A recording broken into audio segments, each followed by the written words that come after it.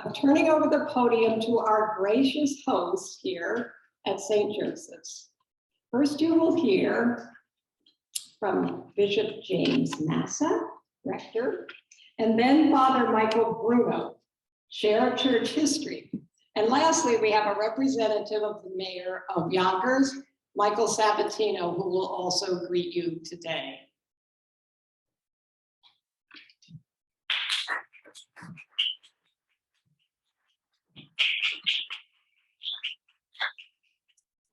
Thank you and welcome. Thank you, Constance. It's a real joy for us to host this forum this afternoon on Westchester County in the time of the American Revolution. So a warm welcome to all of you, those who are joining us on Zoom, and to our elected representatives and their representatives who are here today, our scholars and the members of the historical societies who put this wonderful program together. The seminary community at Dunwoody is very proud of its historical roots. Today, this School of Theology trains future church leaders, seminarians in formation for the priesthood, candidates for the permanent diaconate, and lay women and men for service in our parishes and other agencies that serve the Catholic faithful, but also the wider community here in New York and beyond. So we have about 220 students enrolled in all of our different programs. Our residential community here at Dunwoody, here the young seminarians and their priest mentors never take for granted that we stand on, we would call hallowed ground. We are an international house. In fact, this year we have 3 seminarians from France. So descendants of Rochambeau, who knows? But we have students from 5 continents and from whom approximately a dozen languages can be heard spoken. We honor the memory of the Dutch, the British, and the American inhabitants of our property. And we relish the fact that the French forces who came to the aid of the American cause for independence were accompanied by chaplains who celebrated Mass in the encampment on this very land, exposing General Washington and his army to the first signs of Catholicism in this region of New York State. Friends, at a time when elsewhere in the world, women and men are defending their lives and their freedom against tyranny, the members of the St. Joseph Seminary family bow their heads in prayer every day, calling on the Prince of Peace to instill a longing for justice and reconciliation across the world. So please join us in this effort to aid and comfort those for whom the struggle for freedom is yet to be concluded. Please know that you are all most welcome here. You are cherished friends. Thank you.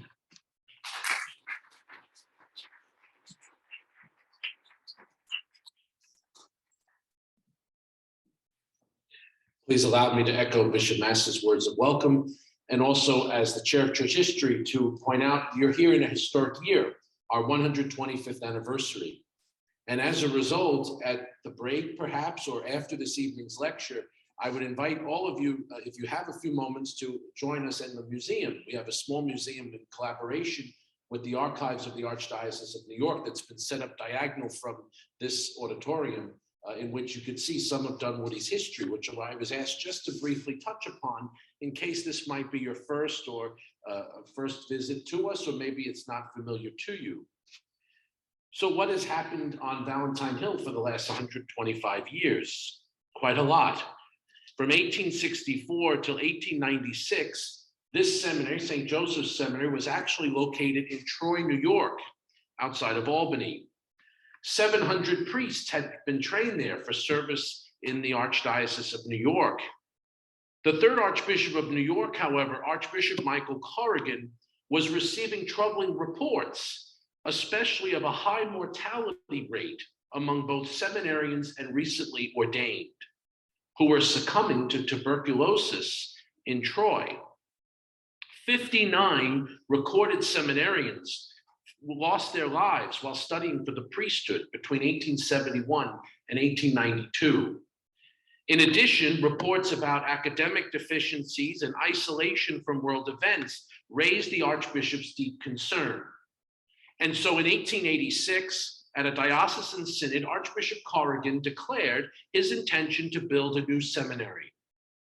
And after 4 years of searching, on March 6, 1890, 50 acres were purchased here in the Dunwoody section of Yonkers, and a cornerstone laid on Pentecost Sunday of the following year.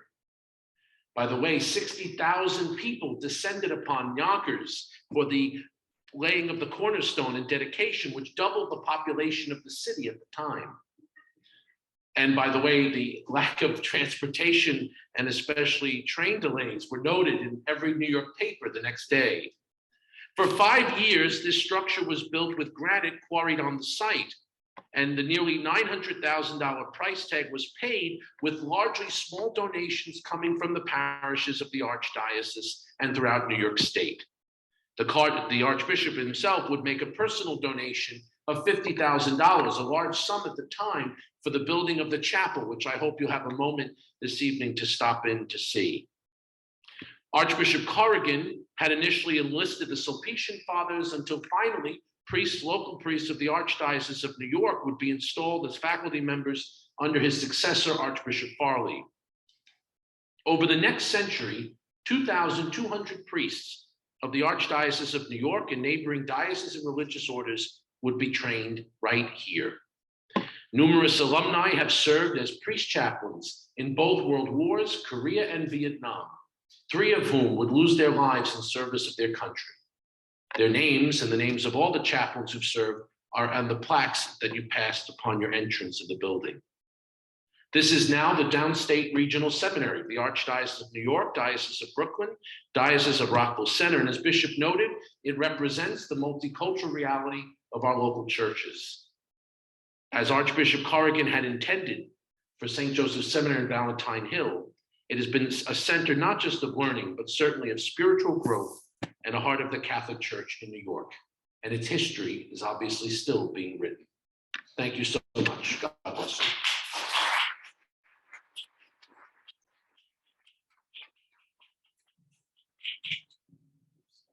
Good afternoon, everyone. On behalf of the mayor sends his regrets that he couldn't be here in person, but he welcomes everybody here to Yonkers and of course to St. Joseph's Seminary here. And thank you very much for that history on the seminary. It's, I think one of the things that all of you who are interested in history is that we have to make sure that history is taught to the youngest of our population. Because as we know, if they don't know the history can repeat itself, and sometimes bad things are repeated, as we can now see here in Ukraine. So the mayor sends his best, and I look forward to hearing the presentation. Thank you.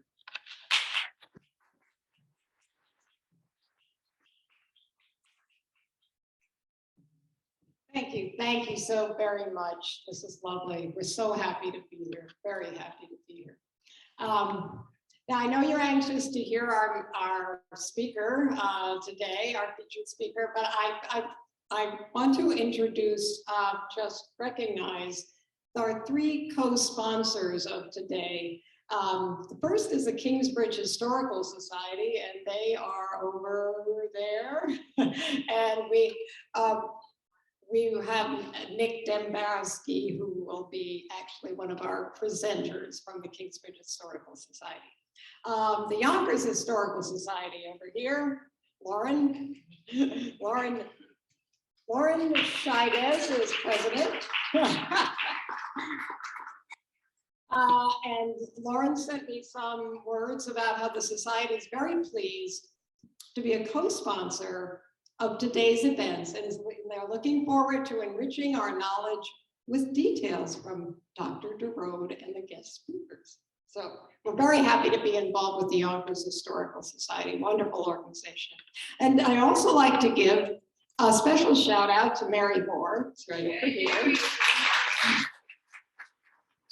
Mary is the past president of the Yonkers Historical Society. She's an award-winning historical columnist and many, many things.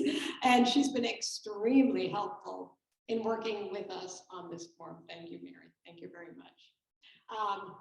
We also have the Friends of Odell House Rochambeau headquarters. President Susan Seal is here and many of the board members. The Friends of Odell House Rochambeau headquarters was founded in 2019 to assist the town of Greenburgh in the creation of a museum at this important National Historic Register site, and it is. And for 6 weeks, you'll hear a lot about what happened in 1781, but in 6 weeks, in the summer, from July 6th to August 18, that house, it was the residence of General Rochambeau. His 5,000 French troops camped in the fields around it, and it was from here that the troops departed for the days of the Grand Reconnaissance. We are proud, as Susan has said, to support this wonderful event today, and we look forward to all of the coming events as well as all of you coming to, thank you, screen. Oh, great. Coming to Odell House Rochambeau headquarters. Okay, all right. Now I'd also like to recognize some elected officials who are here. I think if I have seen people, Mary will maybe assist me. Okay, not here yet. We'll do that at the second half. But on Zoom, I do know that State Senator Shelley Mayer is on Zoom with us, and I believe Mary Jane Shimsky, who is county legislator, both who have worked very hard on the 250th commemoration. So I thank them for joining us. I also noticed that General George Washington is with us, if you would like to stand.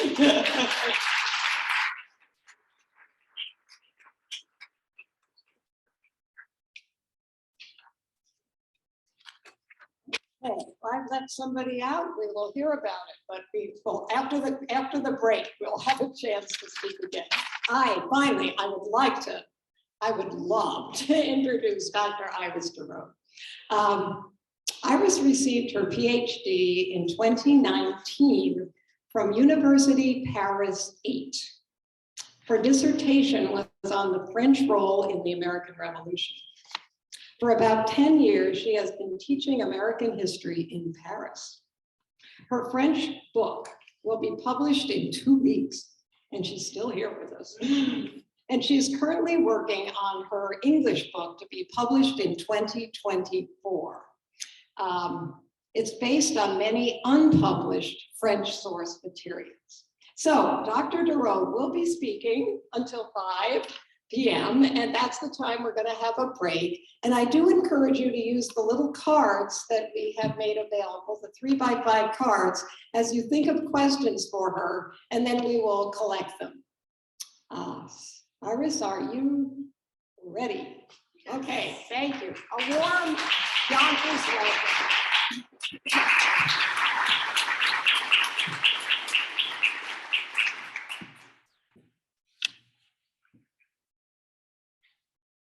All right. Thank you very much for inviting me, Constance Kehoe, first of all, and of course, everyone that's here, the friend of the Odell House, all the different historical societies, and especially, of course, this beautiful seminary for hosting this beautiful event today. So I will talk to you about a specific event during the American Revolution called La Grand Reconnaissance, which means, you could say in English, the large, big reconnaissance mission that has been taken place here in July of 1781. So you might have already heard some parts of the story. You might have heard that the French troops were around here, that they were encamped here, that George Washington, of course, was here already 250 years ago as well. And so I will give you some details, some background information on that. And the rest of the program will also go more into details. So Nick Dembowski, who's sitting right there, will continue. And then after that, Erik Weiselberg will also add some other insights more on the local stories of the Grand Reconnaissance that has taken place here in 1781. So before starting, I want to show you the importance of this event. Before going into the details, I want to make you aware that it is a crucial moment in the American Revolution that has been quite forgotten today. So not many history books mention it. Most mention maybe in a few lines that there was something called the Grand Reconnaissance in July of 1781, but not many books have really treated this as an important moment in the American Revolution. But today I want to treat it as the cradle of final victory. So you can see here in 1894, there was a little article in a local newspaper saying that it was the cradle of final victory. So I have it from that source, but I do think that it actually is the cradle of the final victory, of course, of Yorktown. As we all know, Yorktown was the place where the French and American armies defeated the British. But what happened before that was here. So I will tell you all about that. So as a little reminder, we are talking, of course, about the American War of Independence that started around 1775. And I will not go into details why, of course, but the American independence started at that year. And then what we'll focus on today is the French-American alliance. So from 1780 up until 1783, the French were present here in North America. So the French-American alliance was signed in 1778, but the French had already sent some sort of secret aid before providing the official aid in 1778 during their official alliance. So from the start of the war onwards, so from 1775, the French already sent men. Oh, sorry, that's not really true, almost. They sent weapons and money, and they also sent some men, amongst whom, for instance, the famous Marquis de Lafayette. But then after the alliance, what happened is that there was an official cooperation, an official military alliance, and also a commercial one that permitted the French king to send a full French army to America. He did this twice. The first was actually in 78 with an expedition called, commanded by the Amiral d'Estaing, which kind of failed, but then a new one came in 1780. And that is the one we're focusing on now, which is the expedition of Rochambeau. Of course, it's called the Expédition Particulière in French, but it is this specific campaign we're going to focus on today. And so this army arrived in 1780. It was an expeditionary army of about 5,000 Frenchmen that was sent by King Louis XVI to America. And so they arrived in July of 1780 on the coast of the colonies at the time in Newport, Rhode Island.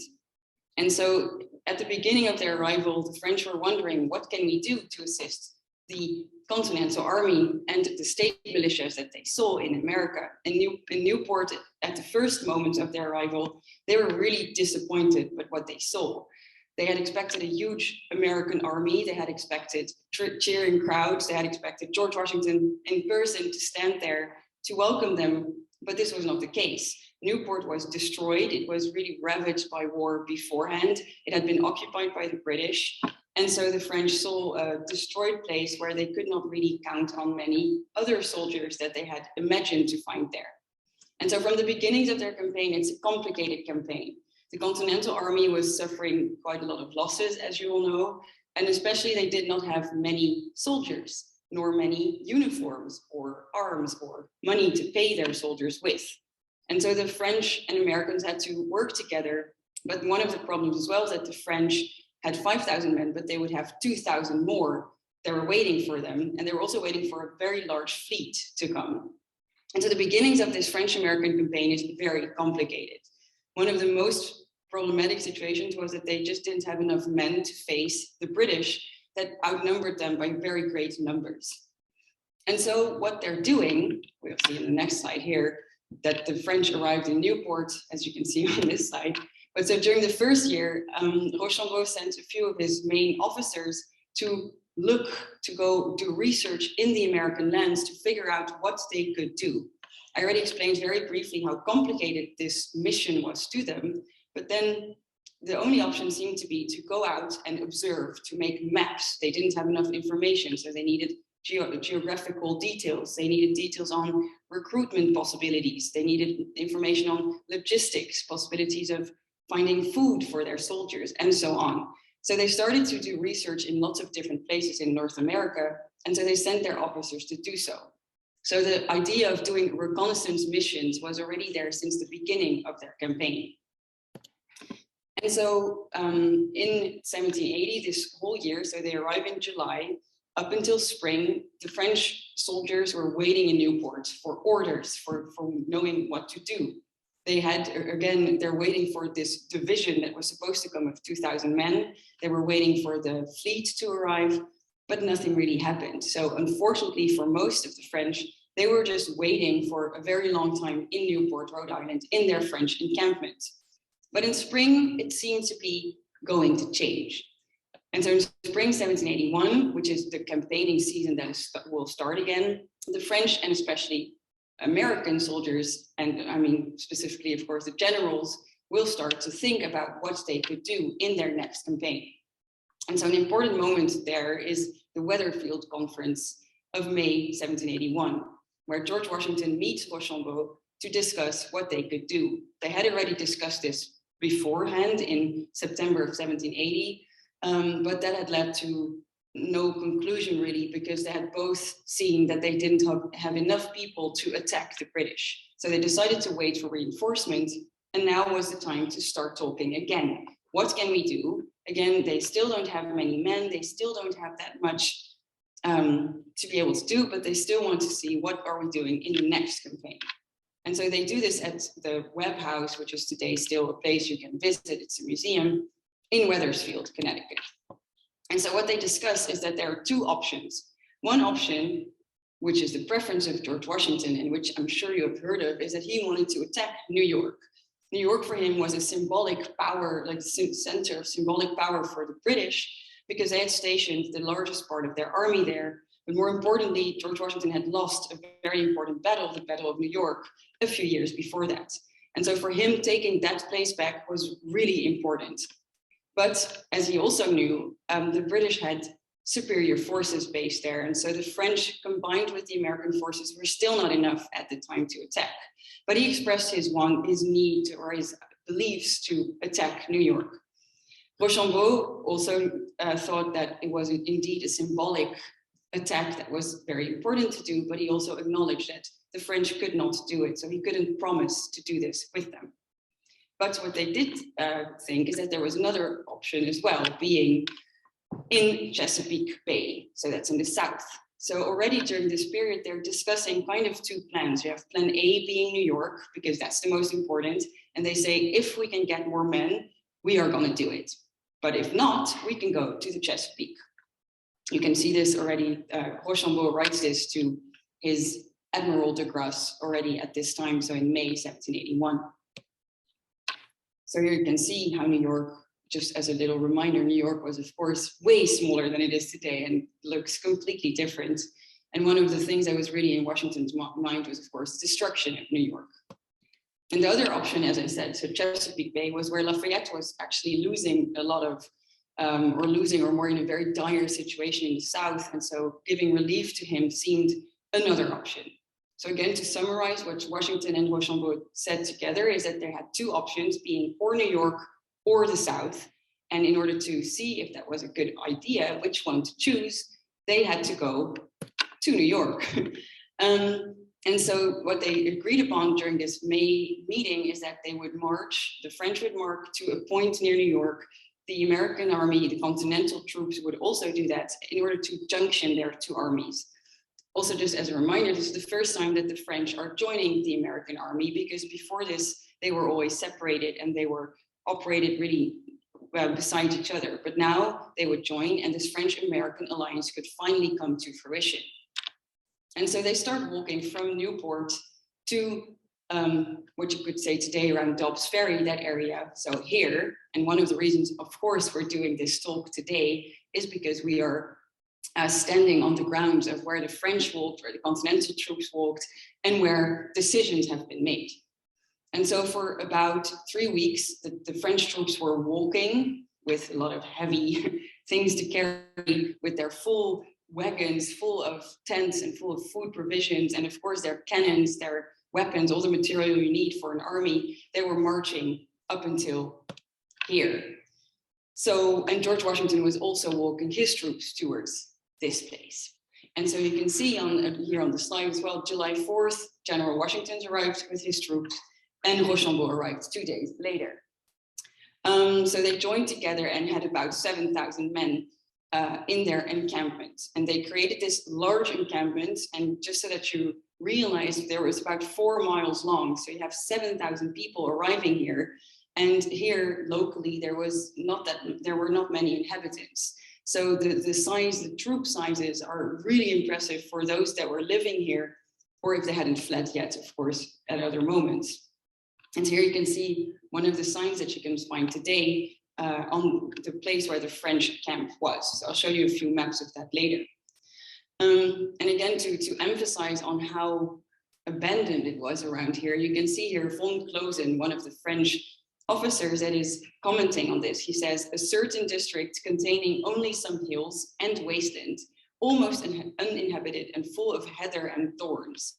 This is when he describes his first impression of this, what would be called later the Philipsburg encampment. There's also another observation of Clermont-Crèvecoeur, another French officer. I'm going to quote quite a lot of French officers based on their journals and their diaries when they were here. And so we're, of course, in the middle of July. So this is a moment where he's commenting, it's impossible to be more uncomfortable than we were that day. He's describing the day of arriving at the camp.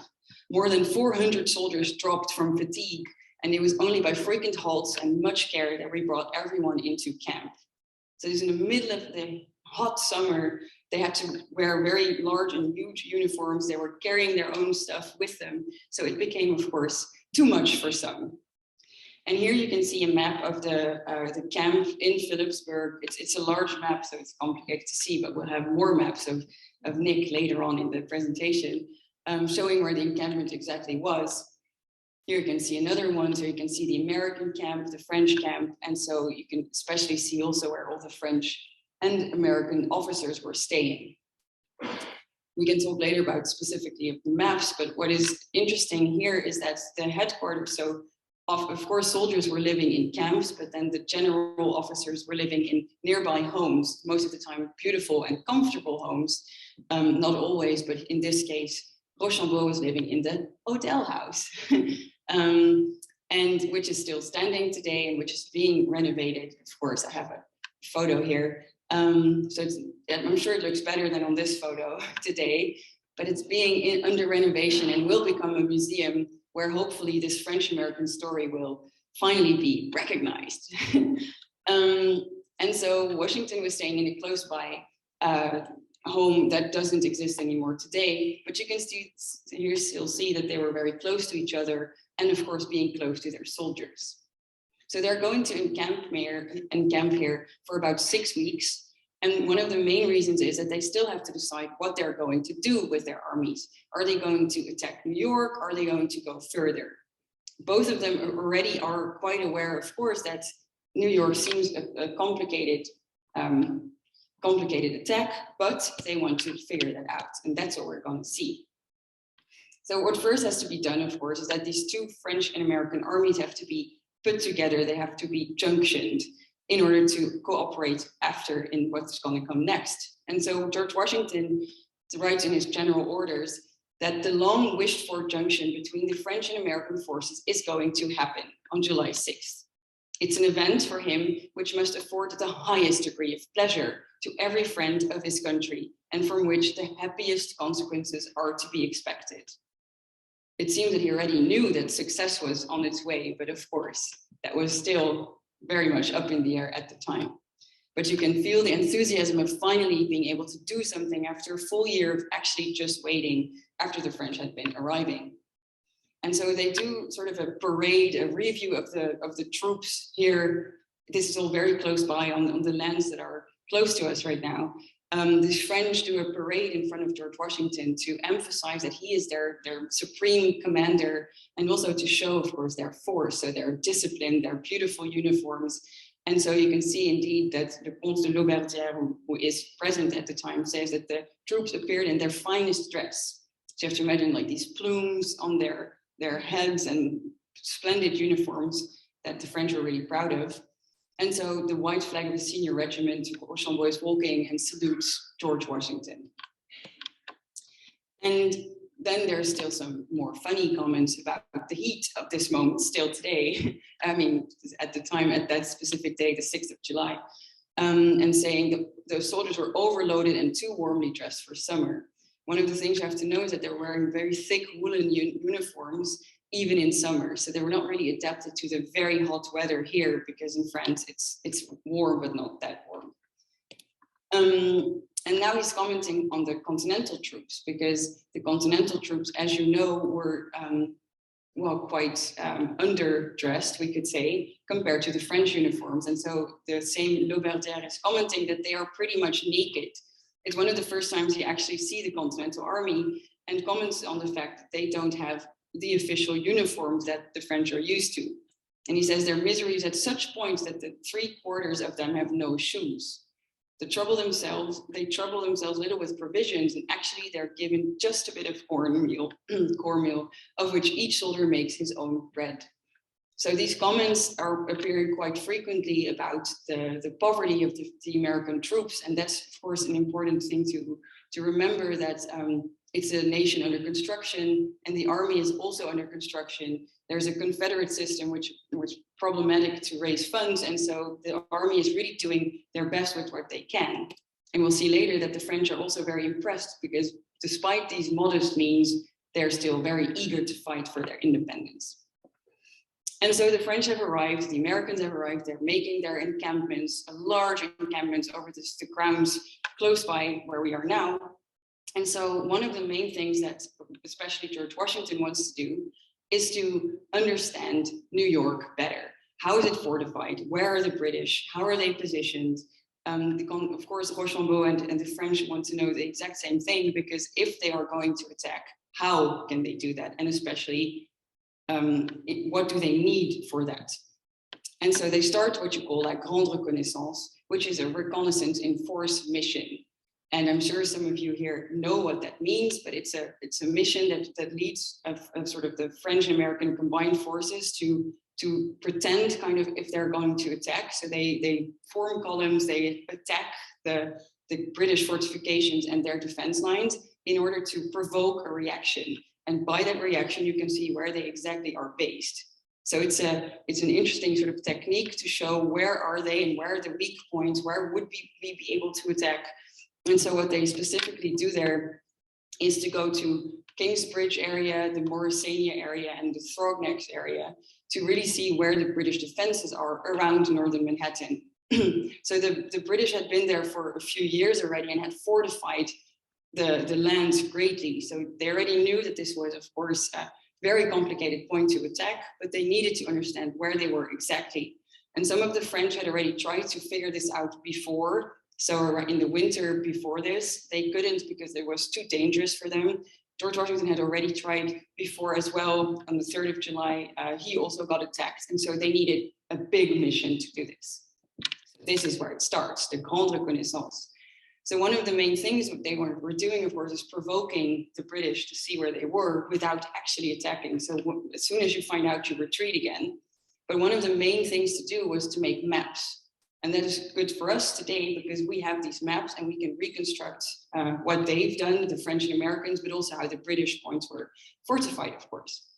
And so there were especially a few French engineers that were trained as map makers already in France, who were very skilled in the art, let's say, of map making.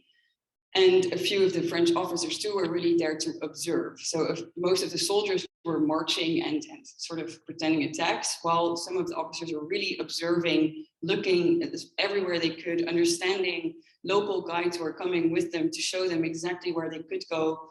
And so the whole point was to understand where they were and what they could eventually do.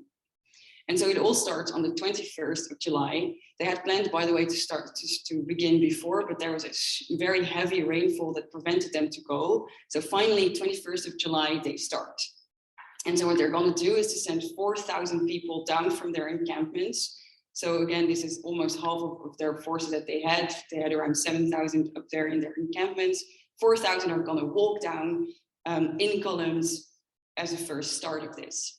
So the Continental Army has two sort of columns here. One is commanded by Scammell, Alexander Scammell, and he went down the road paralleling the Hudson River. We will have more information on these details later with maps, because Nick knows way better where the local points are. But so Alexander Scammell went one column, another column was commanded by General Lincoln, who went down the Sawmill River Road, where we have been today. And so then also the French army had two other columns, one being commanded by François-Jean de Chastellux, who was the Major General of the French Expeditionary Army. And then there was the Duc de Lausanne, who had this Legion of Lausanne, another unit that went furthest east. And so you can see four columns walking on four different places in order to go towards Manhattan. And so this is all happening, by the way, in the middle of the night, because of course you want to have a sort of surprise attack, and you especially want to prevent to be attacked yourself.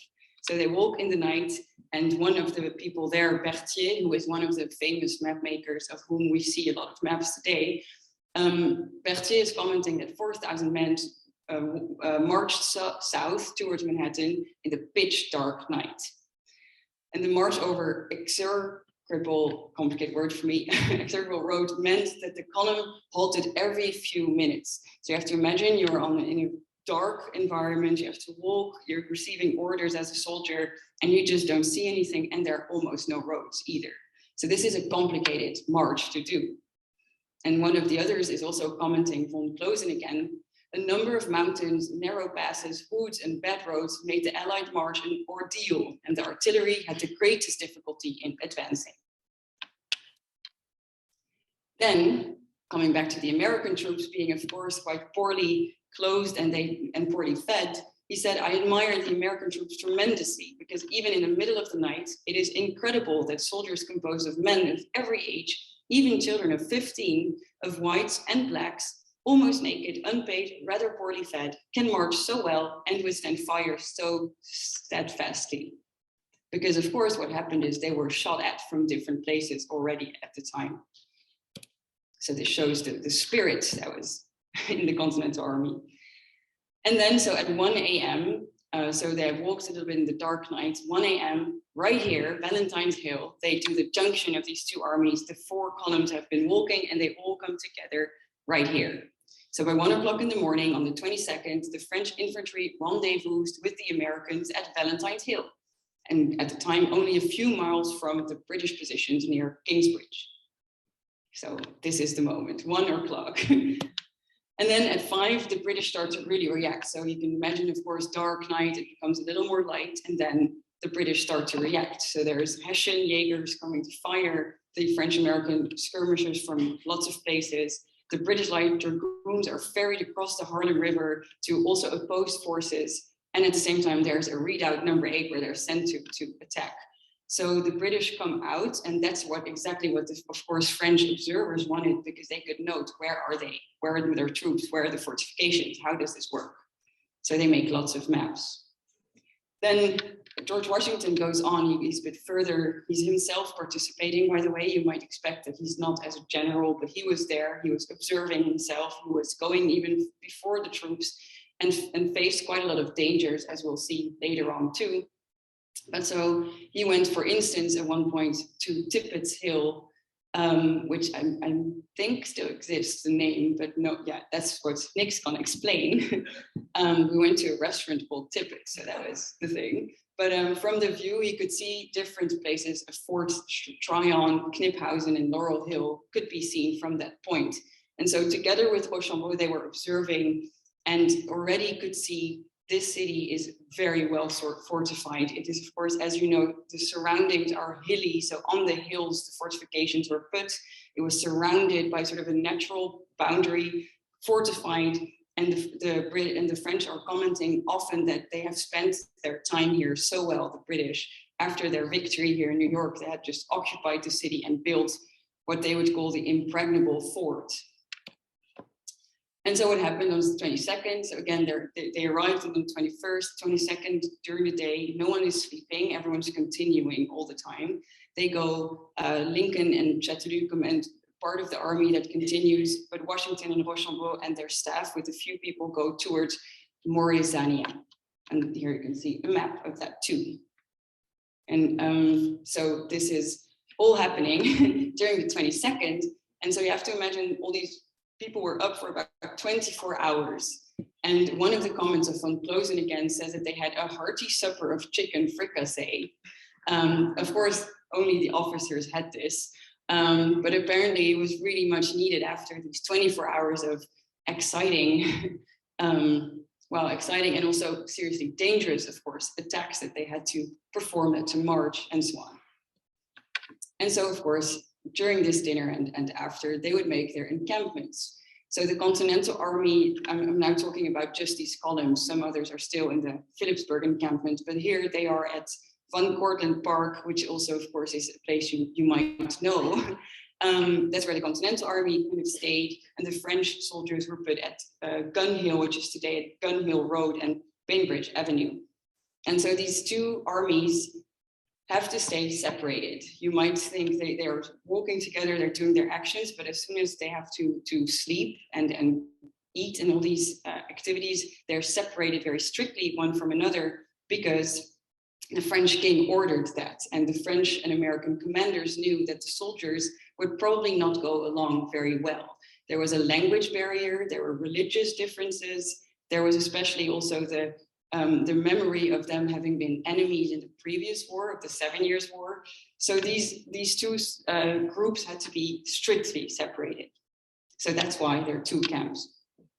And so they wake up again, 23rd of July, during the day, they do another mission. They go to around Long Island, they observe there, they observe around Frog's Neck, and after that, they go back to the encampment. And so, of course, this is kind of a 2-day expedition, which led to a lot of discoveries of where the British exactly were, how they had fortified. And so we will look at the conclusions. But before, I also, of course, want to tell you that it was also quite, of course, violent to the people that were living here in the area, because the French and also Americans were, of course, these soldiers were doing their marches and being in their encampment, but at the same time, of course, they were also pillaging where they will walk by or through. So you could see here, there is a comment of a Frenchman here, Brissot de Barneville, who says the house of de Lancey was pillaged as well as several other houses around Mauritania, especially by the mounted troops. So this is because they can, of course, get things such as food, they can get clothes, they can commit other violent crimes that I will not necessarily go into. But so this is, of course, also war. We're not talking about a happy observation. They were also committing, of course, crimes or violence. Well, I don't know if you should call it crimes necessarily, but at least there was real violence there. And so Abbé Robin also comments on the Americans, that is saying, normally they're so soft and so pacific and benevolent by nature. And now they're here transformed into monsters, implacable, bloody, and ravenous. Okay, so going back to the 2 days of observations and what the results were. So the results are, well, quite known because, of course, the French and Americans observe the British and see that the place of New York is well fortified and that there's about, I think it's about 18,000 British soldiers are based there. And so attacking them with only 7 seems extremely complicated. And one of the reports that has stayed unpublished is now kept in a castle in Burgundy. And this will be a little anecdote, and then we'll go back to the results and the conclusions. But I've made my PhD, or my PhD research is on this man you can see here, and that I have mentioned a few times, who was Chastellux, who was one of these commanders of the 4 columns. So Chastellux is a Major General of the French Army, and he is quite unknown. I'm sure most of you have never heard of him. But his archive contains a lot of information on this Grand Reconnaissance and on the entire French campaign in the American Revolution. And so I discovered his archive in this castle that you can see here in Burgundy, which is still in the same family. It's called the Chastellux family, in a village called de Chastellux, and the current owner is called Philippe de Chastellux. So here you can see. And so in this castle, I'm just going to show you some photos while I'll talk about this. The family was not really aware that they had this, but by doing my research, I was quite certain it had to be there. And so indeed, with the current owner, we discovered in this archive tower, they have a full tower going from 1328 until today. You can find sources. And in it was the full collection of the papers of François Jean de Chastellux, Major General in the army of Rochambeau. And one of the things I will show you is the result of this reconnaissance mission. And again, this is an unpublished document, and also it's now, I'll tell you later, but the map is also an unpublished map of this whole reconnaissance mission. And Chastellux is influential in this whole story because, of course, he was commanding one of these columns, but especially he was the liaison officer between Rochambeau and Washington. He spoke English, which none of his rank could. So he could directly speak with George Washington and share his own thoughts, which he had already done throughout the full year beforehand. And Washington and him had met lots of times to discuss this campaign. And you'll see what he has to say about all this. So here you can see how the document looks. So you can see on the left, you can see the map that was accompanying this specific report.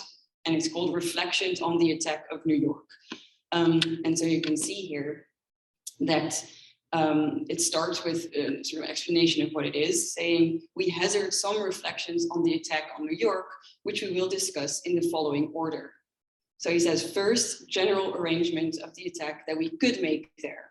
So he's detailing in a lot of pages, 28 pages, discuss all the different things that could have been done. I will not go through them, of course. And then he gives particular details on each of them. So it's a very detailed description of every little thing that could have been done, with also accompanied by descriptions of how the roads were, how the river is going, where there's a big rock, all these different things. Because of course, what you need to observe is all the roads and what you could do, but especially all the obstacles. So there's a map, and maps are, of course, well, I said that Berthier was one of these map makers. There's also Dumas, and then there is this map. No one knows who made it. It's not written on it, and it's not Chastellux. He was not a map maker, but it's probably maybe one of the two, Dumas or Berthier. But anyway, what is interesting about it is that it's very detailed. So you can see the one is actually one on the bottom, is partially prepared on a canvas that had been given to us. So there was apparently sort of a sketch already there, but they could make it more precise. So it's based on diverse indications that have been given to us by people who know the sites. So probably the local guides that will be discussed later. And then map number 2 was created after an immediate reconnaissance that we had done on site on the 21st and 2nd. And then also apparently they gone back on August 6th to get some details again. So really this map that you can see, especially on top, is made based on these observations. I made a little zoom here. And so what you can see is how detailed these maps were. Of course, there was sort of a sketch made at the beginning or a draft version, and then afterwards they would make them look like this. But you can see that here they were looking at the Kingsbridge crossing, so it's spanning Spouts and Devil Creek, and it was the only bridge that actually could get you on Manhattan at the time, the only land crossing to Manhattan. And so the British had concentrated this big fortification circle, let's say, around this, and that is what you can see on this map. Okay. And then there comes this whole analysis that I said about it's about 48 pages total, with all these different details containing lots of things. And here I'll just only give you the conclusions, of course, but so you can here see that one of the first things that becomes very apparent to the French here is that the island of New York is located in one of the most fortunate positions for a maritime power. It combines a reunion of numerous resources, either for attack or for defense. But whatever the natural advantages of said position are, it should not be impregnable. So it's not impregnable against reunited and well-operated efforts of the French and American armies together. So there's hope, you think. So it's only by operating strong diversions and by overruling the enemy on all points and by putting the biggest efforts together and to create the most precise combinations within the opposed attacks that we could reduce the defense of each post to an average resistance. So it seems very complicated. Everything has to be done at the same time. Everything has to be in the biggest efforts, meaning with all men possible. As we know, they don't have all these men, but who knows? So he's gonna see which possibilities there would be at least possible. So it would be advantageous that they would be operated simultaneously. So all these attacks, one on the northern part of the island of New York, second on the works of Long Island, then on the peak at Paulus Hook, then on Staten Island, and then on the tip of the Sandy Hook. So 5 points have to be attacked simultaneously at the same time in all the possible forces that they have. And then it is not doubtful that we could eventually promise a prompt success, if ever that would be a possibility of doing all at the same time. But it must be admitted that they would require much superior means than those we can and could dispose of. The enemy could make our best hopes vanish in an instant. And this led George Washington to comment on August 1st, 1781, just after the reconnaissance, everything would have been in perfect readiness to commence an operation against New York if the state had furnished their quotas of men. So he is also concluding that they don't have enough men. The French are very disappointed they did not receive the extra French troops that they were promised. And then same goes for the states here in America. And then he says, I could scarce see a ground upon which to continue my preparations against New York. Therefore, I turned my views more seriously than I had ever before done to an operation to the southward. So you can see here that the decision of going south, being to Yorktown, leading of course to the ultimate victory, is based on the fact that New York was a place that was too complicated to attack. And so the fact that they didn't do it, but that they decided instead to go to the south, of course, led to the victory of Yorktown and ultimately to American independence. And so these 2 days of reconnaissance and night, so 2.5 days, we could say, makes Westchester the cradle of final victory, because it's here that these plans were made and that the plans of going further to Yorktown were concluded.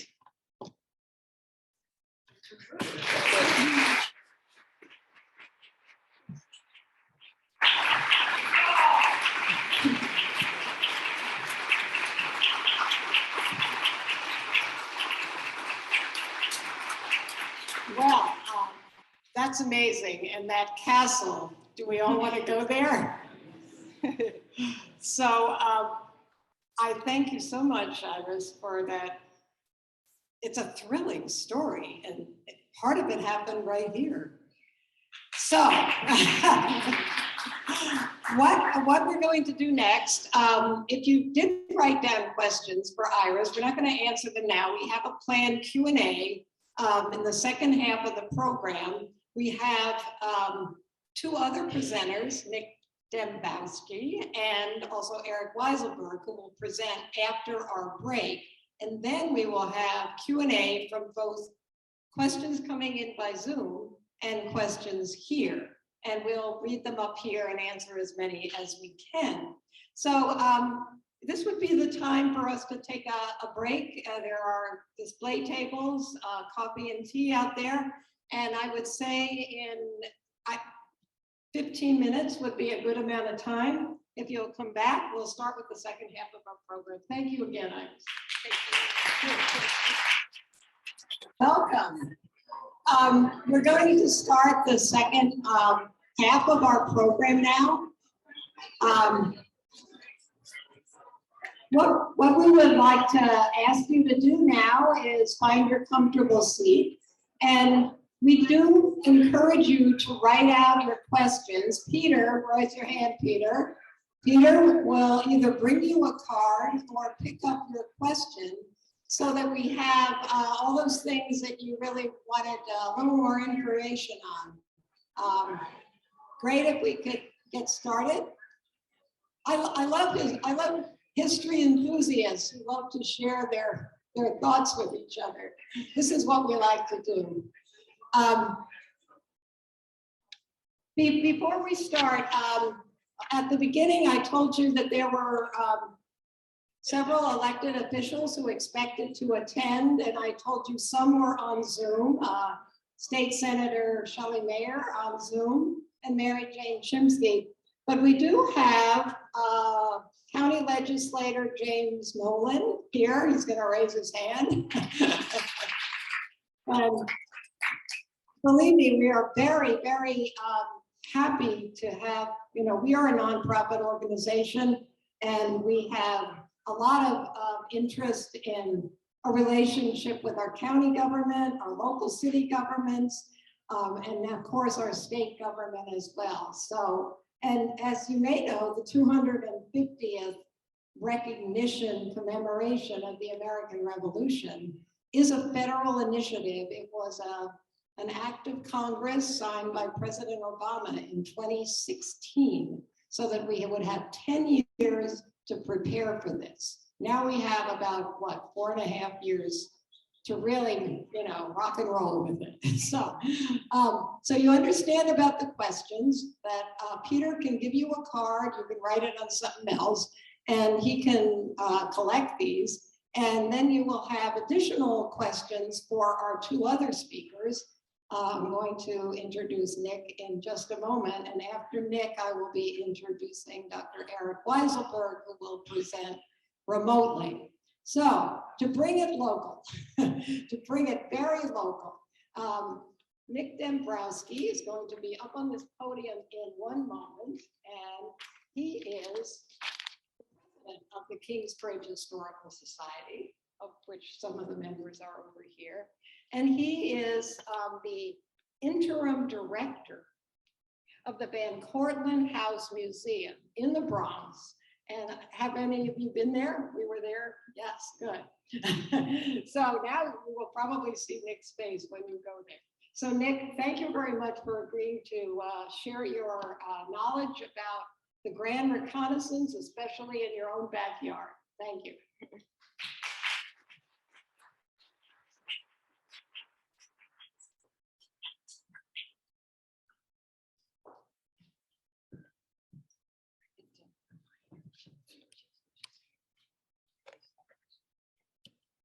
Thank you, Connie.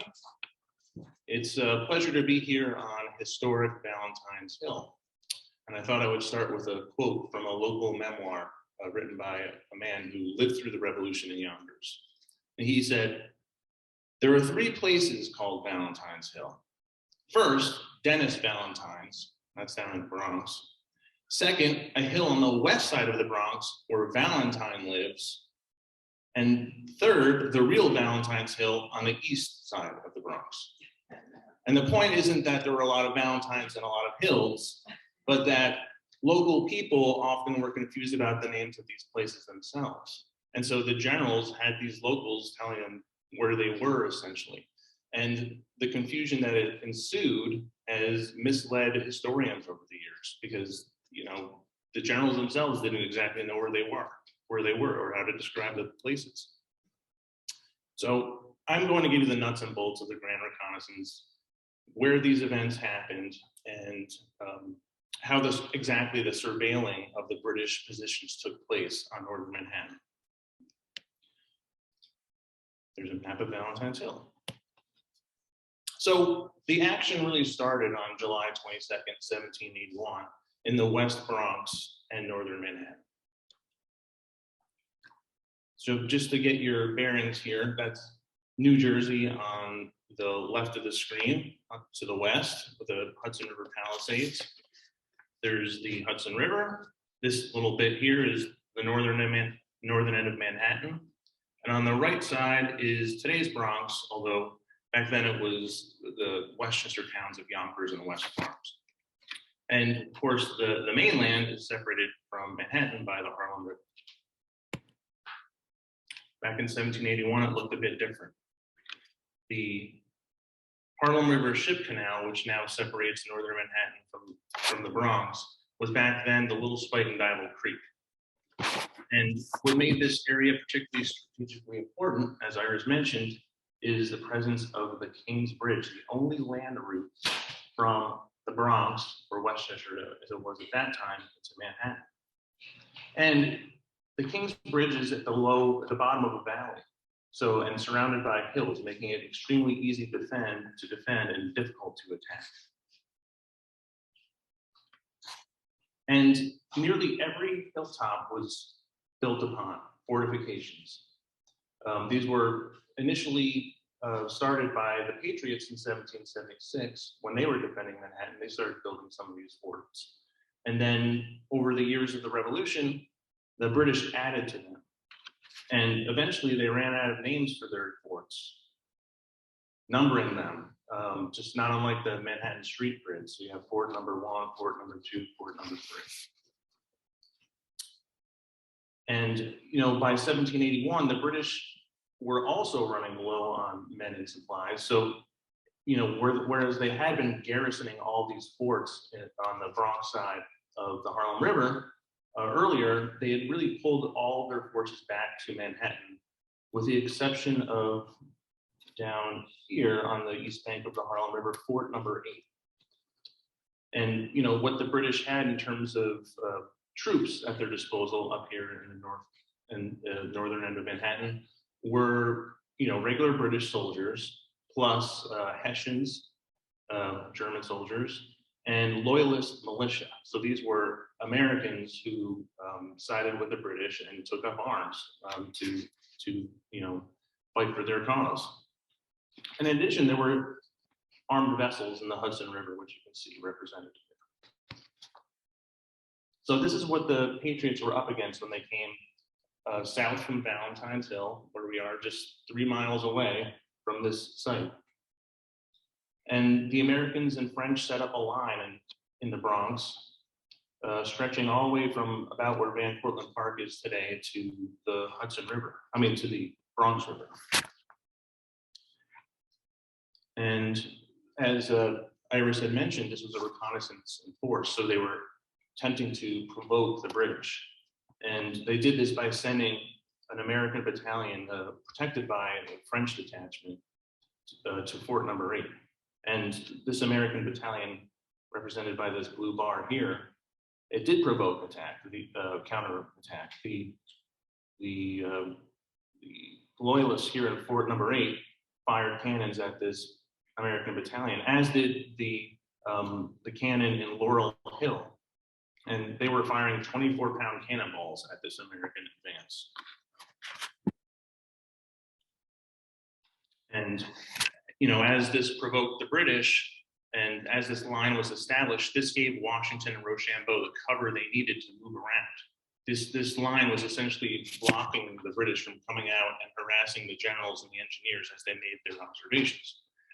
And the first observations that Washington and Rochambeau made were from Tippett's Hill, as Iris mentioned. Do we know where Tippett's Hill is? Well, everyone in here has probably been to Tippett's Hill. But first, let's have a look at this watercolor from Thomas Davies, who is a captain of the Royal Artillery. Because this is where you see those 2 redcoats standing on the left. That's exactly that position that American battalion took. And this might be a bit confusing. Why are there redcoats standing where the Patriot Army was supposed to be? Well, this is from 1776, when the British were attacking the very same place. And so what you see here is the Harlem River in the bottom here. That's Laurel Hill, that fortification that was firing at the Patriot advance. Fort Knipphausen, which was originally built by the Patriots as Fort Washington. Fort Tryon, and then in the distance here, the Hudson River Palisades.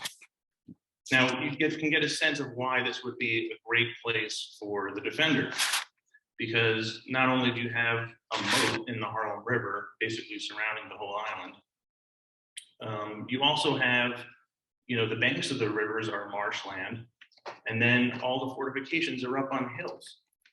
So it really was ideal. A Hessian soldier that came to the area in 1776 wrote The area surrounding is covered with their woods, marshes, and stony cliffs. Nature has provided far more defense than the art of fortification. But the British, having held this territory for years, added fortifications. Additionally, they chopped down pretty much all the trees you see here. And they built a wall all the way across Manhattan, from Laurel Hill to the Hudson River. And when the French came, one French officer, Clermont Crevecoeur, wrote, "I believe it would be impossible to find a position more ideal for defense than this. The three forts are built on top of three high hills. Fort Washington on the highest and most inaccessible of these dominates the others." So having taken their position, they did go to Tibbetts Hill, and I'm sure most of you have been there because if you've ever taken the Henry Hudson Parkway down to the West Side Highway, you've gone across the Henry Hudson Bridge here, and that's Tibbetts Hill on the Bronx side. This hill on the left is today Inwood Hill Park. It was called Cox's Hill by the French observers. And just to give you some, and so Washington and Rochambeau were on this Tibbetts Hill observing the fortifications on Cox's Hill. And just to give you a little bit of the flavor of the notes that Washington was taking, he wrote, "The fort on Cox's Hill was in bad repair and little dependence placed on it. There is neither ditch nor freezing, and the northeast corner appears quite easy of access, occasioned as it would seem by a rock. The approach from the inner point is secured by a ledge of rocks, which would conceal a party from observation till it got within 100 yards of the fort." So these are highly detailed notes Washington was taking and showing just how serious he was about this potential attack. There's a view of the remains of Continental Fort on the Cox's Hill. Now, on the other side of Tibbetts Hill, Washington and Rochambeau made observations of Fort Prince Charles, which is in today's neighborhood of Marble Hill. And he wrote, Washington in his diary, that the small redoubt, Fort Charles near Kingsbridge, would be absolutely at the command of a battery which might be erected thereon. So he's saying that if they had cannon, that the main redoubt next to the Kingsbridge would be completely at the mercy of the cannon. And, you know, if the cannon hadn't fallen into a ditch that morning on the way from Valentine's Hill, they probably would have taken a few shots. So here's a contemporary view of the scene. This is Tibbetts Hill on the right, Cox's Hill on the left, the Henry Hudson Palisades in the distance, and a frigate sitting there in the confluence of the Hudson River in the Spite and Apple Creek. Baron Ludwig von Closen wrote, "Some ships anchored where the Harlem Creek joins the North River fired some cannon shots at us, as did the works on the island, but without effect." So think about that. Washington, Rochambeau, they're getting fired at by cannon. Spoiler alert, Washington survived. So from there, Washington and Rochambeau picked up some local guides and headed to the South Bronx. Now, two divisions of the army under General Waterbury with Connecticut troops and the French Duc de Lauzun, they took their men down there, and as Iris mentioned, there was, as Claude Blanchard of the French army wrote, disorders were committed. A little more detail from the Baron Promo de Bourg. The hussars pillaged many houses, and even the grenadiers and chasseurs had a hand in it. This conduct was severely censured, and they were punished by several hundred blows of the stick. So, having cleared the path of loyalist militia, Washington and Rochambeau were free to make their observations of Long Island across the Sound. And they proceeded to Morrisania. And again at Morrisania, Washington and Rochambeau took fire from British ships, from forts on Manhattan Island, and from forts on Montresor's Island, now known as Randall's Island. The following morning, July 23rd, 1781, Washington and Rochambeau had returned to their camp up in the northern part of the Bronx. And Sir Henry Clinton, Commander-in-Chief of the British Army in America, comes from his mansion in Lower Manhattan, and it comes to the Kingsbridge area to see what exactly is going on. And to get a good view, he climbs up to the top of Cockhill Fort, today in Woodhill Park, and looks out at the American lines, only to see that all the American and French army are lying down. So to get them to stand up, he orders Fort number 8 to fire a few random cannon shots. The French and Americans stand up to see what's going on, and Sir Henry Clinton counts them all up. But he did not see any baggage, nor did he see any tents. So he figured this is probably not an invasion force. So he headed back downtown for dinner.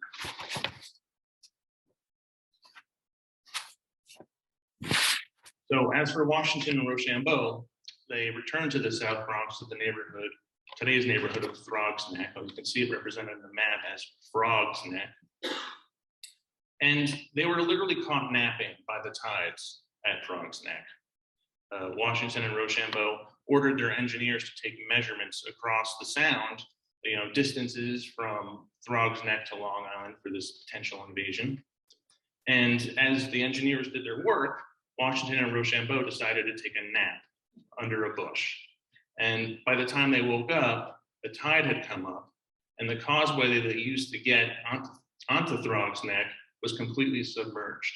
And Rochambeau was totally embarrassed because they were forced to send their horses swimming over the creek, and boats were summoned for their saddles and to carry the generals. Which, with that inglorious ends the reconnaissance, you're left to wonder what exactly was accomplished other than these beautiful French maps that we all enjoy. And, I think for Washington, it must have been a bitter disappointment that he wasn't able to redeem himself for his loss of Manhattan in 1776. He was a person who cared so much about his reputation, and his reputation took a major hit in 1776. But however, the reconnaissance helped the French and Americans determine exactly what it would take to attack New York, and they realized they had a much better opportunity for victory in Yorktown, Virginia. Thank you.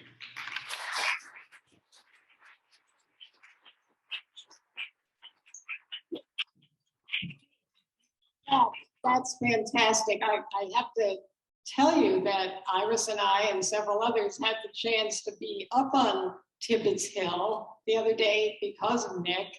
He was able to take us around to see these places. And I think, as was joked by Iris, we had a lunch in Tibbetts Diner. Was that the name of it? So the fact that Washington survived and he's still with us here today, thank you, George, is great news. Next, I'm going to introduce Dr. Erik Weiselberg, who will be presenting remotely. And that will be our second local person who will be giving perspective, as Nick did, from the Kingsbridge neighborhood.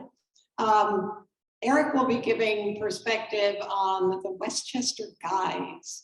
This is a fascinating story to those of you who are local. Dr. Erik Weiselberg serves as, for Revolutionary Westchester, as the principal historian. He also is the Village of Irvington's historian. He has a full-time job teaching in Irvington High School. And he was designated in 2020 through the DAR in New York State as the outstanding New York State teacher of American history. So if all our technology works well, you're about to welcome Dr. Erik Weiselberg. Thank you, Erik. Thank you, everyone. Well, now we know why the armies did not get much rest at the Phillipsburg encampment, because it was intense. I'm just checking if you can hear me. I don't hear any laughter. Can you hear me? I mean, I'll take that as a yes. Okay. All right. So the Westchester Guides played an important role in the Grand Reconnaissance and therefore the American victory in the Revolutionary War. Westchester Guides were created by the Committee of Safety in 1777. Just checking again. Can you hear me? Somebody send me a note. I'm hearing it's muted, but I'm not. We're good now? Okay. So the Guides were created January 1777 for the American operation against Hessian-occupied Fort Independence under General Heath. Having local guides with knowledge of the terrain was important. Many of the Continental Army officers came from places like New England and Virginia, and they didn't know the local area. Neither did the French officers nor the German officers working with the French. The Americans failed to take back Fort Independence in January 1777, but that's a story for another time.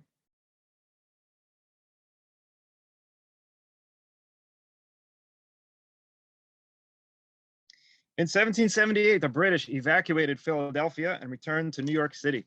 The Continental Army followed them back, and General Washington set up headquarters in White Plains, right here at the Purdy House. There he established the light troops, mobile infantry and cavalry. Erik, Yes? I'm very sorry, but the sound did not work in the room. And so we have missed the first, I think, 2 minutes of your entire presentation. And I understand they have heard it. So can I please ask you to start again? Yes. So they can hear me now then? Yeah. And if you could just start all over. I'm so sorry, but Sure. okay. Great. Then I can tell another joke that I didn't tell. So thank you so much, Iris, for your presentation. And Nick, you're such a great geography teacher. You can never tell your students to get lost. All right, so the Westchester Guides played an important role during the Grand Reconnaissance, and thereby in the American victory in the Revolutionary War. They were created by the Committee of Safety in January of 1777 to take back Fort Independence, which was at that point held by the Hessians. They failed to take it back, but that's a story for another time. The Continental Army commanders needed these guides because they came from other places, like New England and Virginia. And of course, the French officers and the German officers with the French, they didn't know their way around either.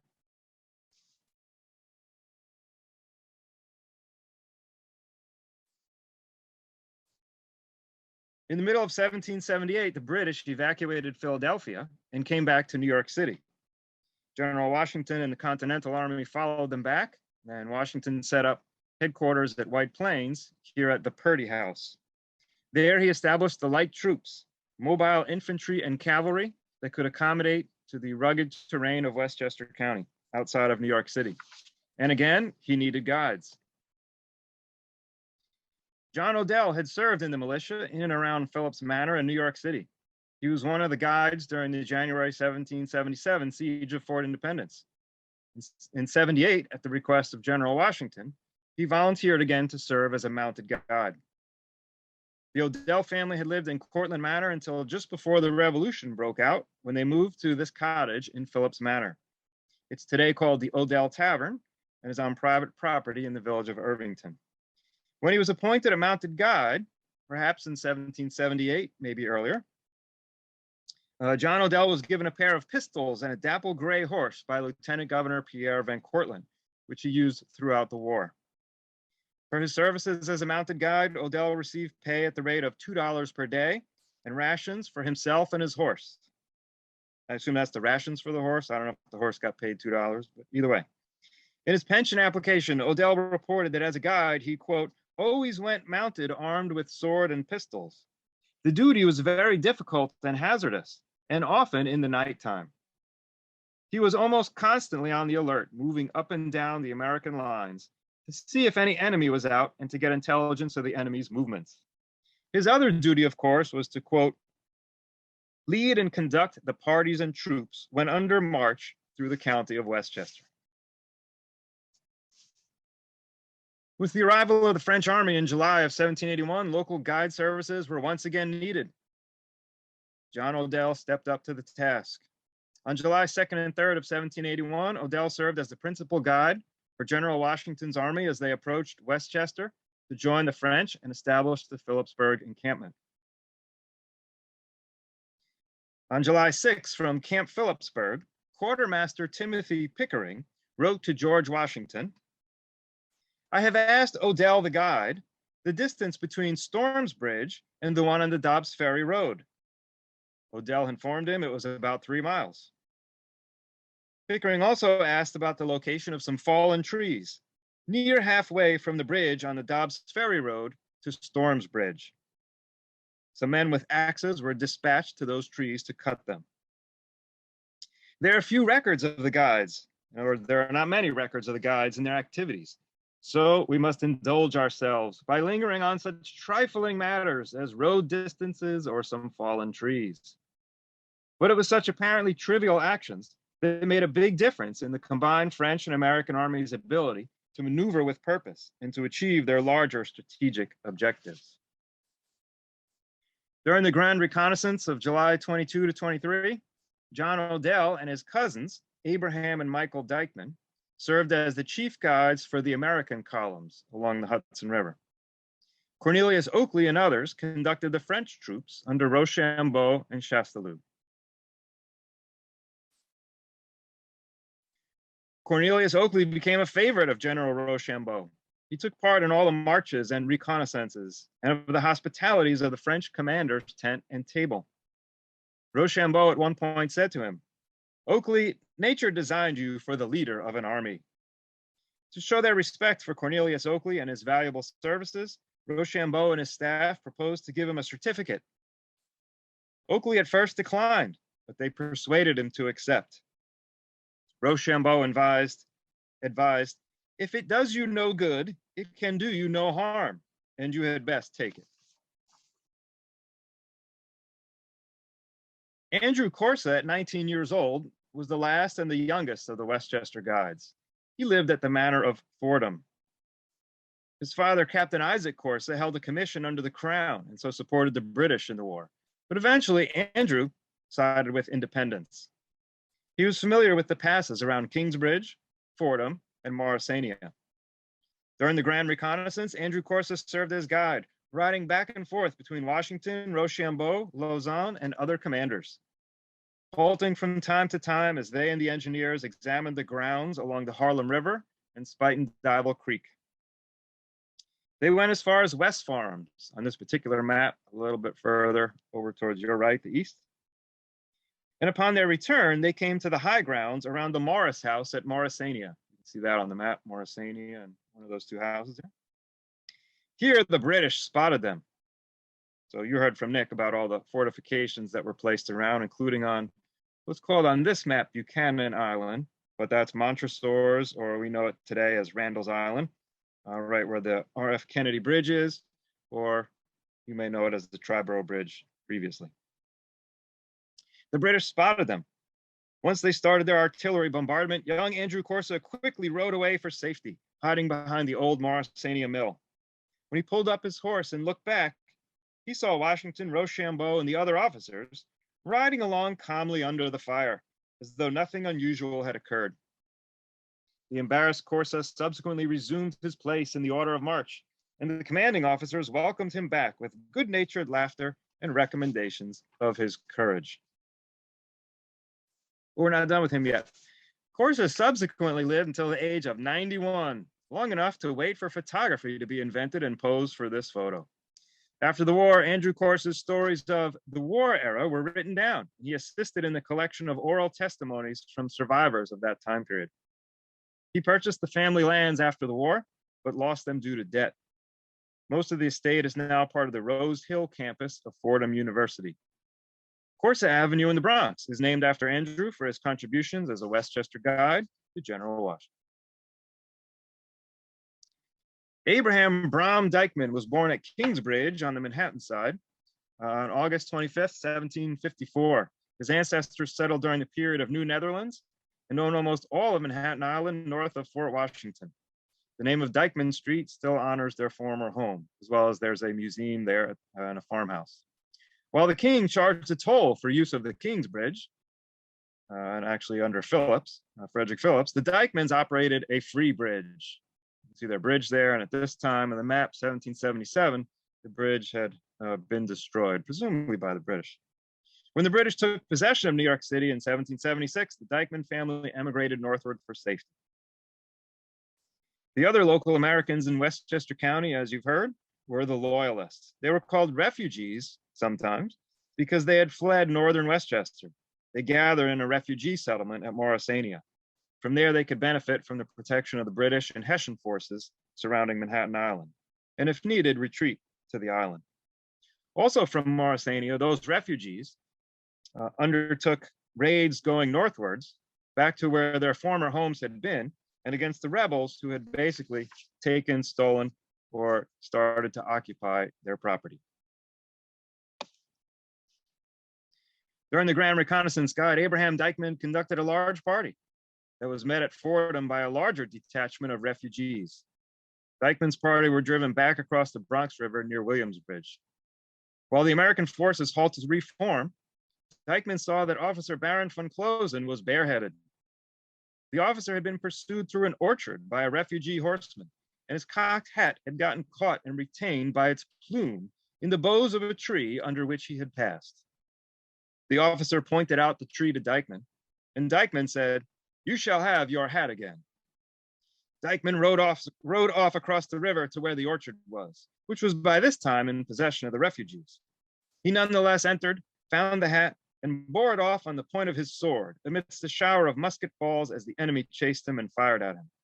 With the whole body of enemy at his heels, Dykman returned across the Bronx River and was welcomed back with exultant shouts. The Baron's son eventually commissioned a painting of the incident.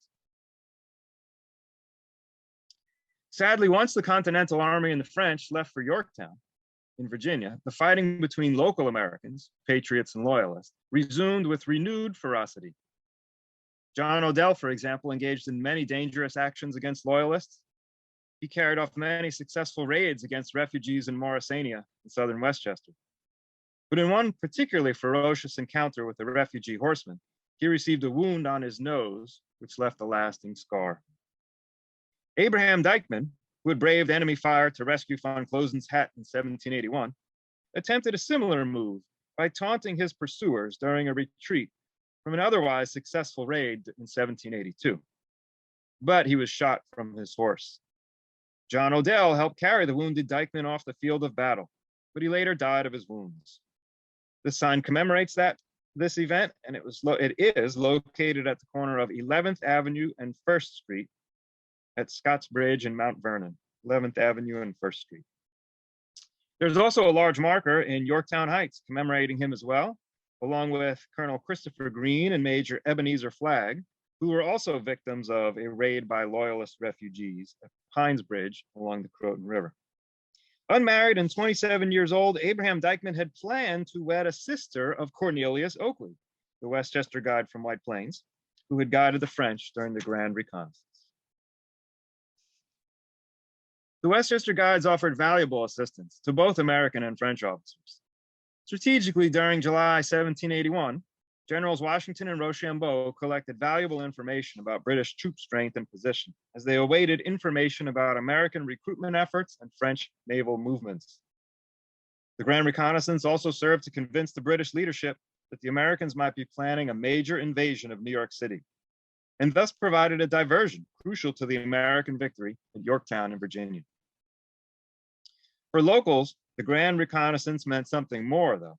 Since the outbreak of hostilities in 1776, Westchester saw a brutal conflict between patriots and loyalists, and neither side could get a lasting advantage. During the Grand Reconnaissance, the French and Continental armies finally drove the loyalist refugees out of their camps at Lower Westchester and onto Manhattan and Montresor's or Randall's Islands, thus breaking the deadlock that had obtained in the neutral ground for many years. In early August of 1781, for example, the French reported foraging without fear of attack by refugees, gathering needed supplies for the coming action. As I've mentioned, fighting between locals resumed, however, when the major armies left for Virginia. It even continued through 1783, long after the victory at Yorktown. As for John Odell, he obtained a pension after the war, but not for his services in the militia or as a mounted guard. Instead, for his service as a lieutenant in the New York State levies, serving in the Mohawk Valley in the summer of 1780. After the war, Odell purchased the house that had served as General Rochambeau's headquarters, and it remained in the family for generations. It's now owned by the village of Greenburgh and is the subject of restoration efforts by friends of Odell House, Rochambeau's headquarters. Thank you very much.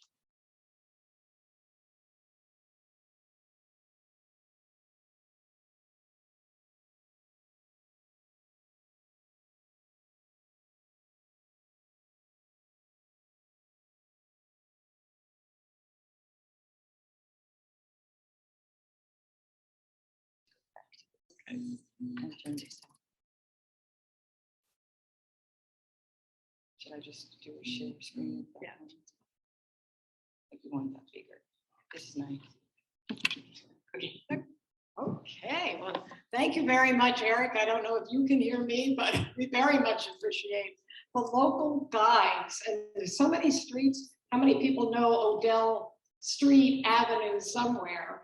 I mean, they're all over, right? So I love the local angle as well as the international big picture. So we have 10 minutes and I have a series of questions. We'll get to as many of them as we can and we will end at 6 o'clock as planned. So I'm looking at both Nick and Iris ready to like jump or stump the panel, you know, that could be one of them. But, been a couple on this theme about what was the initial reason that the French were actually willing to be coming involved in these little colonies here. I mean, why were they here? Why were they willing to do this? So I think that's one for Iris, right? Why did the French, why did you come to help us? Why wasn't me? Also, I'm Dutch, so I didn't do anything. Well, we gave some money. So the French help, it was indeed a big question that I did not address. Why did the French help the American rebel army, as they would call them themselves, in the first place? So the French had a few reasons, the most importantly being to weaken the British. So the 7 Years' War before the American Revolution had been lost in a very bad way by the French. The French had lost their American colonies and they had lost some other islands to the British after their very humiliating defeat against the British. And so to take revenge, you could say, or especially to take their important place in the world stage back, the French saw a great opportunity in supporting the North American rebellious movement against the British Empire, because by weakening the British Empire, the French could take their place back. Especially they could participate in the French-American trade they were hoping for after the war. So they had commercial reasons to support the French to support the Americans, hoping that this huge continent that they could see, especially in the future, becoming more important, that they would have an important trade deal with them. However, this did not happen because after the war, the French plunged into their own French Revolution, and that deteriorated the French-American relations of the time. I could go on and on about other reasons, but I think that's the most important. And some of them believed in the War of Independence for the promises it kept of democracies, of equalities, and of course, creating a new republic. But that's another lecture. That was a really good lecture. We've been talking in the car about that. It's a topic that we're going to bring her back. But a little more personal to your life, Iris. Was it difficult to gain permission? You know, we saw that little window in the castle. Was it difficult to gain permission to the castle where the information is archived? Mm-hmm. How'd you do it? So I'll try to stay brief here because it's a longer story. But so the first step was, of course, discovering this, which was together with the current owner called Philippe de Chastellux, who did not know that he had this collection because he has this. It's a big castle with 76 rooms and one tower full of archive material, and so his family has kept their archive for many, many years. So it starts in 1328 up until today. So you can imagine the amount of documents kept in that archive tower. And so because of my interest in Chastellux for personal other reasons, we went into his tower and then found the collection of François Jean de Chastellux, the Major General serving under Rochambeau. And so in that collection, it started with finding letters of George Washington that were unpublished, Jefferson's letters, Adams' letters, Franklin's letters, and Thomas Paine's letters. All these founding fathers that you all know were all in that castle. And at the other side of the collection was also Voltaire and Diderot and D'Alembert and the French enlightened philosophers. So this full collection became a very interesting to show the French-American relations, not only militarily, but also intellectual of the time. But so when we found it with one of the brothers, it became complicated, and it took me 3 years of negotiation to get into the castle for a second time, and especially to start my PhD research and especially publishing about it, because there are 2 other brothers and a sister involved in this, and they did not want me to do any research because they were afraid that I would uncover negative stories about their ancestor. So I went further. I went to the US for research here in lots of different archives and archival collections to find more on Chastellux. And I realized he was really too important to forget because of his relationships, especially with George Washington, Jefferson, and these others I mentioned. And so by collecting more about him from other sources, I came back to the family saying, come on, we need to do this. And finally they agreed, but it took 3 years of calling them. And at the end I was kind of harassing them to make it happen. And they finally said yes. And now they're very happy to help. They also sold the most expensive ones, such as this one, the map. They have sold it at Christie's in 2017. And so they needed money to preserve their castle. So they made the decision of selling the most important that are now kept mainly at Mount Vernon. So George Washington's home there, let's say back there now. So you can see them if you go there to visit at the library. Yeah, I know we all want an invitation to the castle, please. Right. From one of our remote listeners, I think this is for you, Iris, too. Can you talk about the personal relationship between the two of George Washington, Rochambeau? You hit on that a little bit. I think it's fascinating. Yeah. So the first thing to know is that Rochambeau and Washington could not communicate directly because Rochambeau did not speak English and Washington did not speak French. So this, of course, was quite complicated if you want to establish a good relationship or warm feelings, as one of the other questions was mentioning, between the two, because they needed first Lafayette as a translator. Chastellux became their interpreter later on in the war as well. But one of the main things to know about them is that both of them were quite in sort of admiration towards one another. So Rochambeau, seeing Washington, of course, for the first time, when he writes to other people about that moment, he said he was very impressed by this general, by his way of commanding, he was very tall, so he's commenting on that too, and his presence apparently was impressive to him. And then later on, he starts to see what he would call the military genius of George Washington, maybe especially because of their realistic planning together and just making their decisions in a very realistic, pragmatic way. Later on, the other way is that, of course, Washington needed experienced officers. The American officers he was serving with had less experience than the French had. They, of course, had some experience, some of the 7 Years' War, some others, of course, of the previous years of the American Revolution. But Rochambeau had been doing 3 big wars in Europe and had been trained in the European style, which was, of course, needed to defeat a British European-style army as well. So Washington knew that he could learn a lot from Rochambeau and his staff, the others as well. And so from the beginning onwards, you can see quite cordial relations because, of course, they need this. But it's not easy because they are so different. They have very different background. Rochambeau is from the high French aristocracy with all their manners and polite ways of communicating. And Washington can be seen as someone that doesn't really fit in that, let's say, model. So it's not easy to begin with, but both men desperately need each other. So they're going to make it work. Right. Nick, this one is for you. I know it's Tippett's Hill. I know we talked a lot now about Tippett's Hill, but when Washington and Rochambeau were on Tippett's Hill, Were they at Fort number 2, and did the shots from the ship actually land anywhere near them? Were they at Fort number 2? So that is one of those number redoubts built on Tibbetts Hill, or as you might call it today, Spite and Dival Hill. That's the high point of Spite and Dival, so I imagine they would have been there.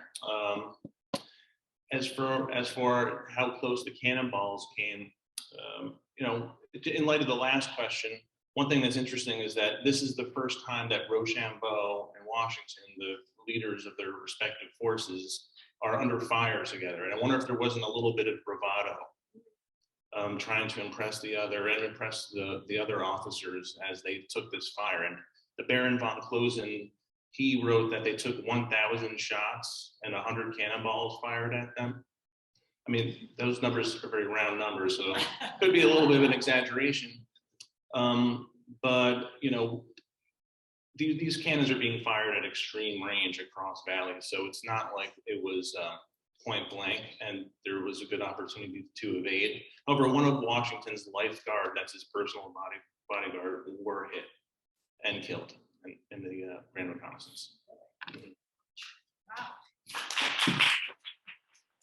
So next time you're driving on the Henry Hudson Parkway, just look over there and think about all this that went on. Okay, last question.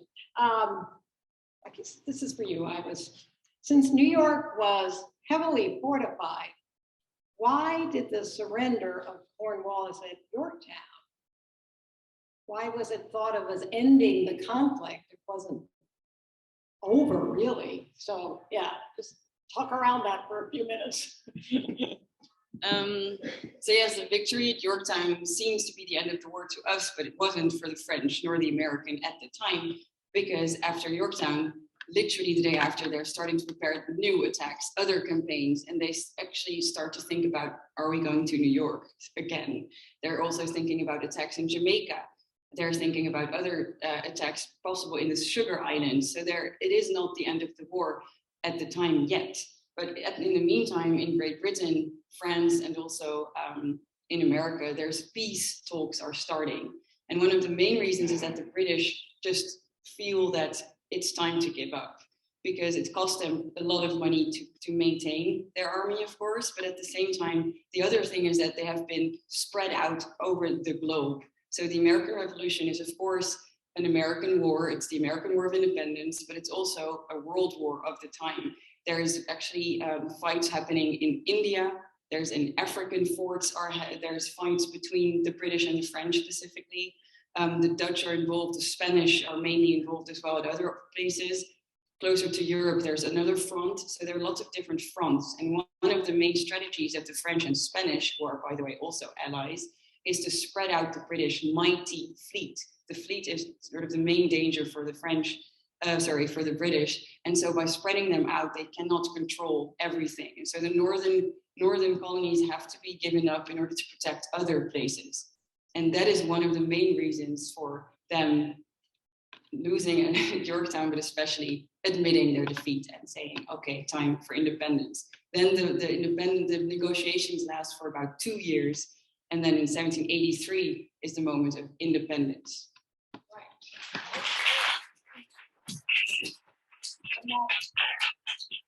That peace treaty brings in one more Westchester famous person of the time, of John Jay. So we're very proud in Westchester of John Jay, and that's another lecture.